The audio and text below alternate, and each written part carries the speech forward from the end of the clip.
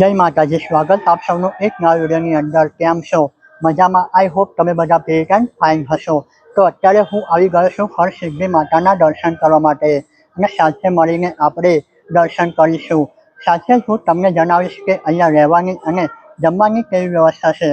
સંપૂર્ણ ડિટેલ તમને જાણવા મળશે, તો વિડીયોની અંદર અંત સુધી બન્યા રહેજો.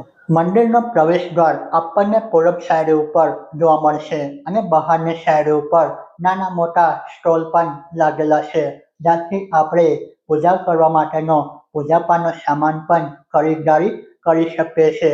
તો અહીંયા આપણને આ રીતનું બૂટ ચંપલ કાઢવા માટેનું સ્ટેન્ડ જોવા મળશે. હવે આપણે આગળની સાઈડ ઉપર વધીશું.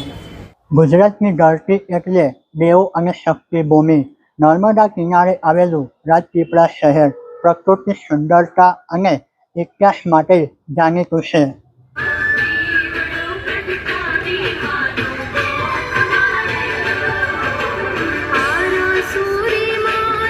તો આપણે જ્યારે મંદિરના પ્રાંગણની અંદર ઊભા હોઈશું ને, તો આપણને ભક્તિમય ભજન પણ સાંભળવા મળશે અને ગરબા પણ સાંભળવા મળશે.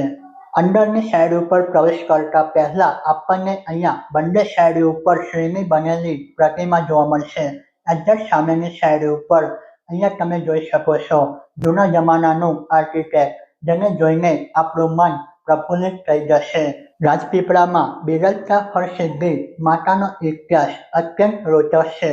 કહેવાય છે કે આ માતાજી ઉજ્જૈનના પ્રખ્યાત રાજા વિક્રમાદિત્યના કુળદેવી છે.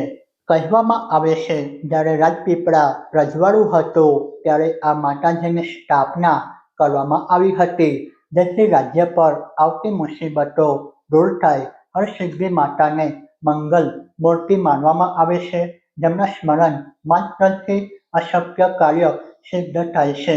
મંદિરની એક્ઝેક્ટ બાજુની સાઈડ ઉપર આપણને ઓમકારેશ્વર મહાદેવનું મંદિર પણ જોવા મળશે.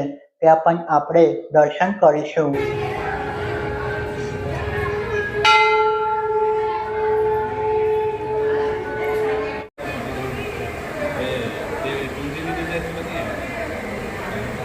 હરસિદ્ધિ માતાના મંદિરે દરરોજ સવાર સાંજ થતી આરતીનો લાવો લેવા જેવો હોય છે. આઠમ અને નવરાત્રી દરમિયાન અહીં મેળો પણ ભરાય છે અને હજારોની સંખ્યામાં શ્રદ્ધાળુ માતાના દર્શનાર્થે આવતા હોય છે. ભક્તોની અટૂટ શ્રદ્ધા છે કે જે પણ સાચા હૃદયથી અહીંયા માનતા માને છે, માં તેની બધી જ મનોકામના ચોક્કસ પૂર્ણ કરે છે. રાજપીપળાના લોકો માટે તો હરસિદ્ધિ માતા તેમના નગરના રક્ષક છે. તો ચાલો તમે મારી સાથે હવે આપણે દર્શન કરીશું બળિયાદેવજીના. તો દોસ્તો, હું તમને જણાવી દઉં, બળિયાદેવને બાળકોના દેવતા તરીકે પણ ઓળખવામાં આવે છે.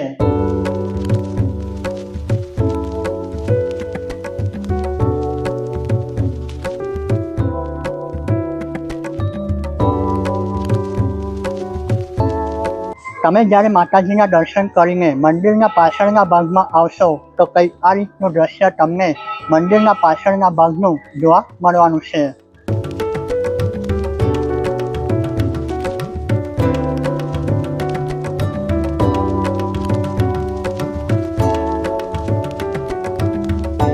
તો અહીંયા મંદિરની એક્ઝેક્ટ બાજુની સાઈડ ઉપર અતિથિ ગૃહ પણ બનેલું છે, જ્યાં તમે આરામ કરીને રોકાઈ પણ શકો છો. તમે નાઇટ માટે રોકાવા માંગતા હોય તો પણ રોકાઈ શકો છો. ઘણી બધી રૂમ છે. અહીંયા આવીને દોસ્તો મનને શાંતિ અને અદ્ભુત અનુભવ તમને થશે. થોડો સમય તમે અહીંયા પસાર કરી શકો છો. આ રીતનું સ્ટ્રક્ચર બનેલું છે અને અહીંયા પંખાની પણ સરસ મજાની વ્યવસ્થા કરવામાં આવેલી છે. તો તમે અહીંયા જોઈ શકો છો આ જે રૂમો બનેલી છે તેનું આર્કિટેક્ટ જૂના જમાનાનું આપણને સંપૂર્ણ રીતે દર્શન આપતું નજર આવશે. આ રીતનું આર્કિટેક્ટ આપણને ફિલહાલ જોવા ક્યાંય પણ નથી મળતું. તો આવું દ્રશ્ય જોવા મળી જાય તો મન મોહિત થાય.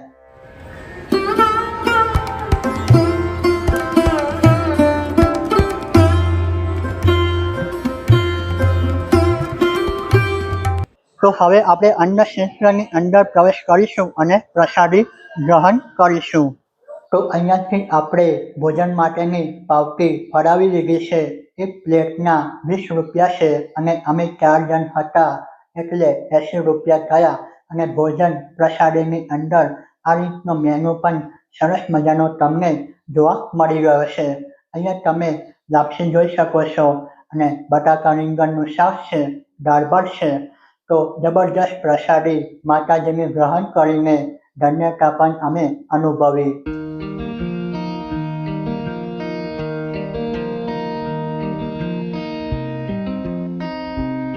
રાજપીપળાના રાજવી પરિવાર દ્વારા આ મંદિરની સ્થાપના કરવામાં આવી જ્યારે રજવાડું આ રાજપીપળા હતું.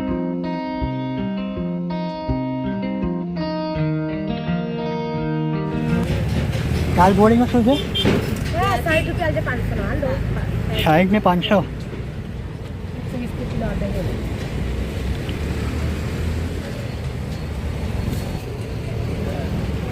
500 કિલો ના કરું.